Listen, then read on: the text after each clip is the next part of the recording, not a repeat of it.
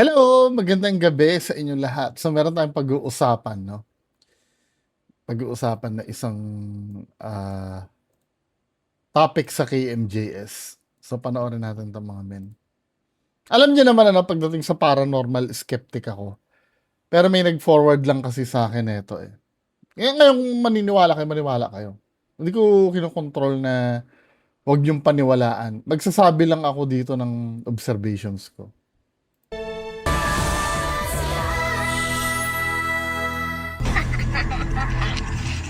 Caught on camera ang isang bata sa Cebu na nababalubaluktot ang katawan dahil sinapian di mano siya ng demonyo.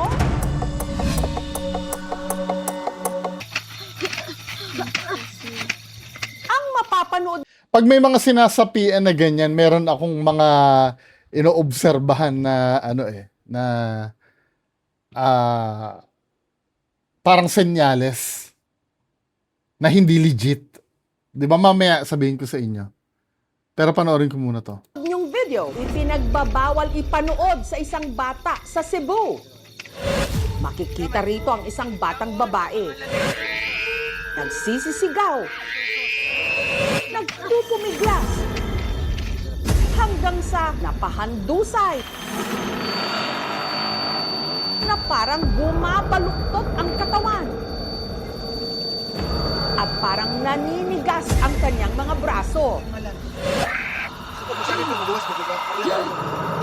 Hindi raw siya sinusumpong ng anumang sakit. Gawa sa pangalan ni Jesus. Wala raw siyang anumang karamdaman. Pero ayon sa mga nakasaksi, di umano, siya'y may sapi.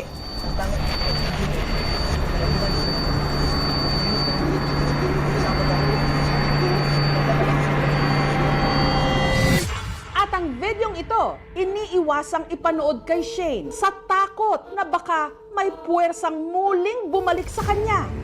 So sinasapian Dahil siya ang batang nasa video. Gawa sa pangalan ni Jesus. Bunso ng worship leader mula Lapu-Lapu. Kasi pansin nyo, no? Magagawa niya. Ito ang sinasabi ko kasing indicator. Ang mga inoobserbahan namin kasi tinuro din sa akin ng mga iba kong kasamahan. Halimbawa, pagkahabang sinasaniban, tapos inaayos niya yung buhok niya, hindi totoo yun. Ibig sabihin, nagpapanggap yun. Kasi aware siya na magulo yung buhok niya, inaayos niya. Halimbawa, nakapalda siya, no? Ito, nahuli ko to kay Jay Costura eh. Yung sinasaniban siya, tapos biglang inayos niya yung palda niya. Kasi masisilipan siya. Dapat hindi ka aware nun. 'Di ba? Wala kang pakialam dapat kung lumitaw yung itlog mo o hindi. Pero dahil inaayos mo yung palda mo, ibig sabihin, concern ka, aware ka. Or halimbawa naman, may pera sa bulsa mo, no, nalaglag, tapos kinuha mo uli at binulsa mo uli. Ibig sabihin, aware ka na naman.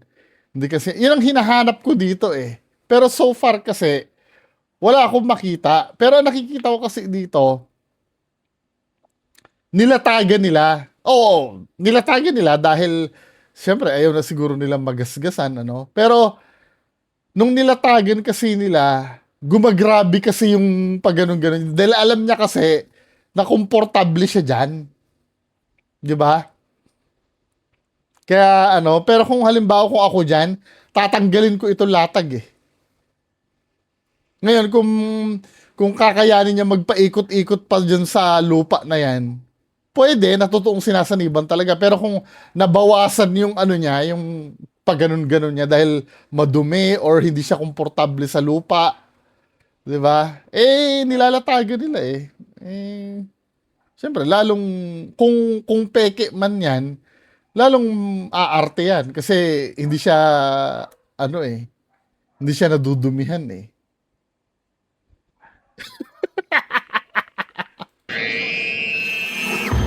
Bunso ng worship leader mula Lapu-Lapu sa Cebu na si Gladys, si Shane. Pinaagi sa imong hangmiling Ah, Nitong May 7, parang isinama ano no, parang yung religious group. Medyo may pagka-cults. Ganun ba yun? raw ni Gladys si Shane sa dinaluhan nilang spiritual training sa bayan ng Aluginsan. Happy naman talaga po kami nun. Yung patapos na po kami, mama, mabigat yung yung katawan ko yung ulo ko, masakit. I-pray mo ako kay Pastor Sai. Pero habang ipinipray Ah, over, Bible-based naman. Ano. bigla raw nag-iba ang kilos ng bata. Kung titingnan mo talaga, ma'am, hindi ko maisip na kayang gawin ito ng normal na tao. Hindi. Pero talagang, di ba may mga contortionist naman? May mga, ano talaga, meron nga akong kaklase no elementary, magaling magganyan eh. Yung naiaano niya yung katawan niya. Kasi, parang wala lang, ano niya na, katangian niya na, may mga ganon. Hindi naman kababalaghan yun eh. Di ba? Kung kababalaghan yan, kung halimbawa, yung ulo niyan umikot ng 360, na kahit, yun talaga, hindi magagawa ng kahit sino yon. Pero yung gumaganon-ganon lang, hindi siya sapat na batayan na nagagalit kayo sa akin. Hindi siya batayan. Tsaka, within do sa latag lang siya nasasaniban eh. Maniniwala akong nasasaniban niya kung wala na siyang pakialam dun sa hindi nalatagan. Kahit sa may lupa na siya maglupasay. Pero dun lang talaga siya sa doon sa malinis eh. Akala ko nga, ma'am, sa time na yun ay siya ay lilipad. Ang paniniwala nila, si Shane sinapian ng demonyo. Kaya si Pastor Cyril agad nagsagawa ng deliverance o pagtaboy ng sapi. Gawa sa pangalan ni Jesus. Sa dami din ng nadaanan ko at sa dami din ng nakita ko, etong demon na ito ay wild talaga. Pero tila mas lumala pa raw ang Na kaya ngang makontrol ng ng isang kamay eh. Kasi alam ko, possession, di ba, malakas yan. kondisyon ni Shane. Sa posisyong ito, para siyang agresibong manok panabong. Binalot namin yung bata sa tela kasi para safety siya. Masakit talaga tingnan. Hindi ko lubos paisip na naranasan ng anak ko. Hindi mo kabog na rin. Ito yung una doon rin. Hindi Bisaya yung multo ah. Ay, yung multo yung demonyo. Sabagay, wala namang language barrier sa spirits. Ang nakadapa na noong si Shane, napahawak na lang sa kanyang ulo. Na para bang sinusubukang ikutin ito. Pag hinahilay mo og kuan nila. Gibanduan ka na ko ayo ang ulo. Pag hinahilay mo og gawas ha. Pag hinahilay mo og tangtang sa mga tawo sa ubos. Ha? Nagsabot ha? Ha? Musunod ka na ko, medyo kay ka na ko. Gibanduan ka na ko, tarungan na iyang kuan. Oh? Gibanduan ka na ko, pagtarong. Anara. Anara ha. Musulti ko nimo. Mubalik mi dere. Tangtanga imong gawad kung dilis. Kalayuhan ko na. Iniiwasan. Kasabot ha? Ha? Kaila ka na ko, kaila ko nimo. Hanggang sa si Shane, Pray, bidiliban mo. Come on, guys. Jesus. Iniiwasan niya yung lupa eh, no? Doon lang talaga siya sa loob ng latag. tuluyan nang nawalan ng malay. Territorial demonic authority na nagmanifest sa kanya. In short, galit na galit yung evil spirit sa atin. Kasi nga, nung pinag-uusapan namin sa gabing ito, we are talking about to preach the gospel. Si Shane, maayos-ayos na ang lagay ngayon. Kwento niya, naglalaro lang daw siya noon nang meron siyang nakita.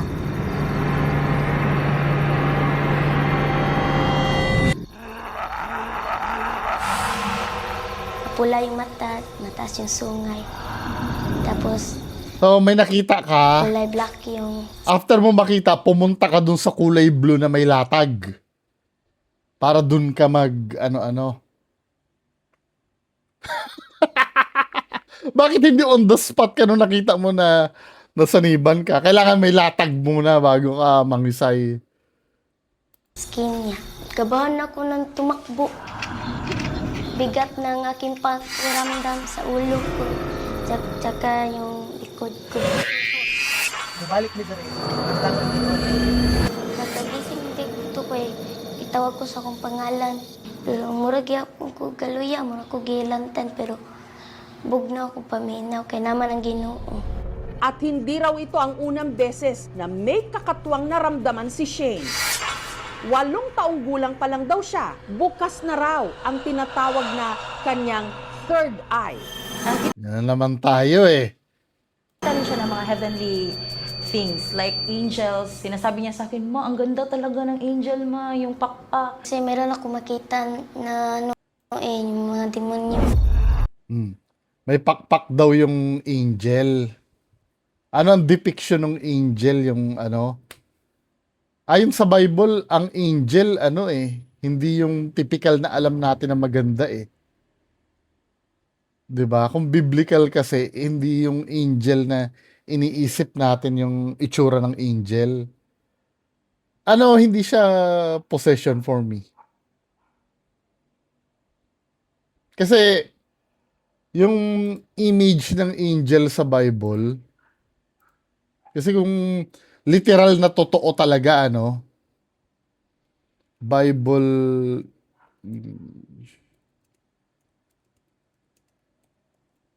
kasi sinabi niya maganda daw eh.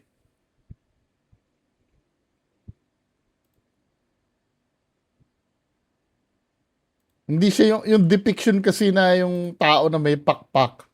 Hindi yun talagang tunay na na itsura ng angel. Nakakatakot nga itsura ng mga yan eh. Doon sa Ezekiel yun, di ba? Inano ni Propeta Ezekiel. Ayan ganyan na itsura ng ng angel eh. Ibang itsura ng seraphim, cherubim, 'di ba?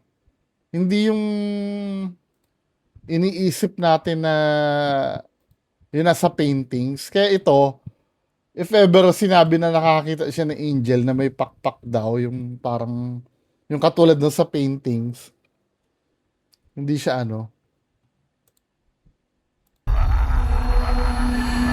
Kaya nga naman, kung ano, bata ka ng mobitaw, kinahanglan din siya magbabad. Babad yun siya sa pulong. Mubalik mi diri. Ang tangan mo. forward natin.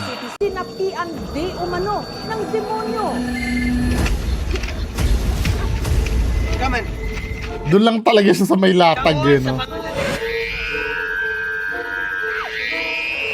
Territorial Nila inasahan.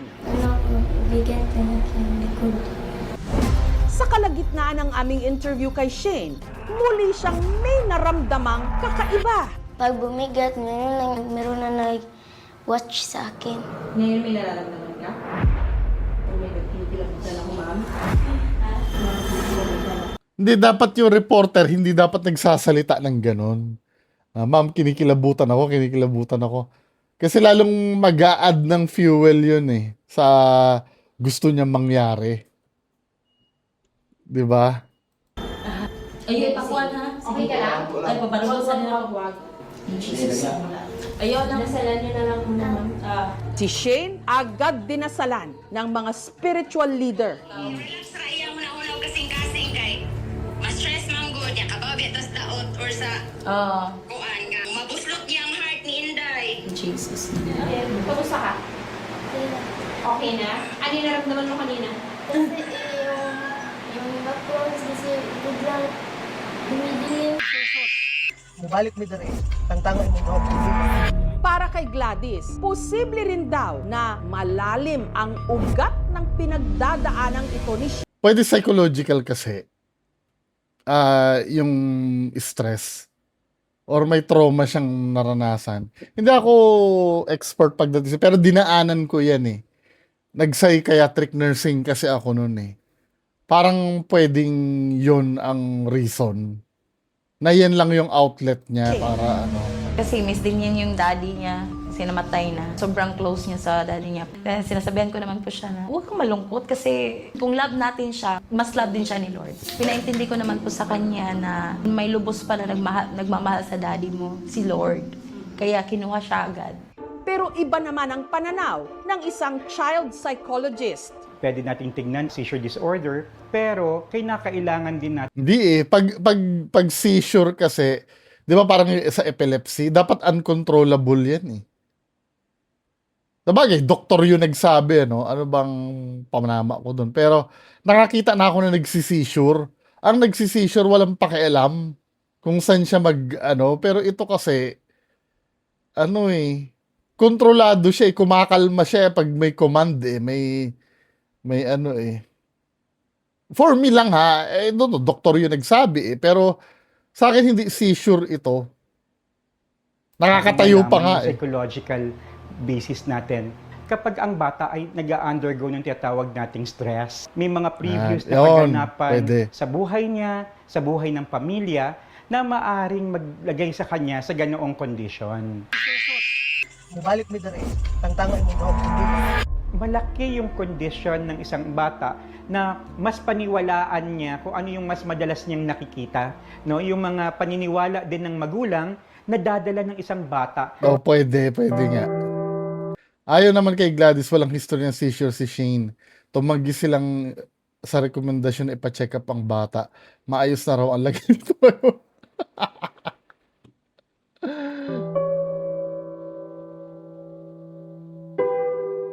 Laylahi man tag mga relihiyon, laylahi.